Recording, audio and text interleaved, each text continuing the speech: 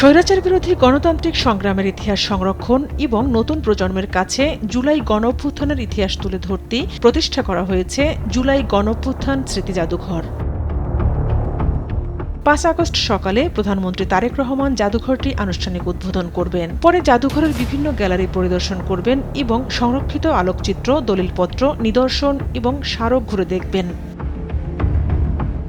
মঙ্গলবার সচিবালয়ে এক ব্রিফিংয়ে এসব তথ্য জানান সংস্কৃতি বিষয়ক মন্ত্রী নিতাই রায় চৌধুরী। প্রথমে ফলক উন্মোচন, তারপরে জুলাই জাদুঘরের উদ্বোধন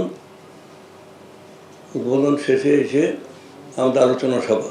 জুলাই জাদুঘর প্রকল্পে দুর্নীতির অভিযোগ প্রসঙ্গে প্রশ্নের জবাবে মন্ত্রী বলেন, সুনির্দিষ্ট কারো বিরুদ্ধে অভিযোগ পাওয়া গেলে তা খতিয়ে দেখে ব্যবস্থা নেওয়া হবে। যদি কোনো সুনির্দিষ্ট অভিযোগ থাকে কারো বিরুদ্ধে, সে যে যুগেই করে থাকুক, সেটা তদন্ত হবে এবং তদন্তে প্রমাণিত হলে সেখানে মামলা হবে এবং মামলার বিচার হবে। আর প্রধানমন্ত্রীর তথ্য সম্প্রচার বিষয়ক উপদেষ্টা ডাক্তার জাহিদুর রহমান জানান, উদ্বোধনের পরদিন থেকেই জুলাই গণঅভ্যুত্থান স্মৃতি জাদুঘর সকলের জন্য উন্মুক্ত থাকবে।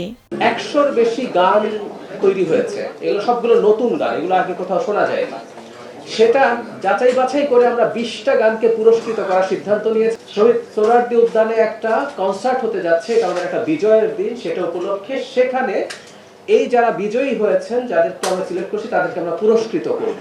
ছাত্র জনতার আন্দোলনে ক্ষমতাচ্যুত সরকারের প্রধানমন্ত্রীর সরকারি বাসভবন গণভবনকে রূপান্তর করা হয়েছে জুলাই গণঅভ্যুত্থান স্মৃতি জাদুঘরে। ঝর্ণা রায়, দেশ টিভি, ঢাকা।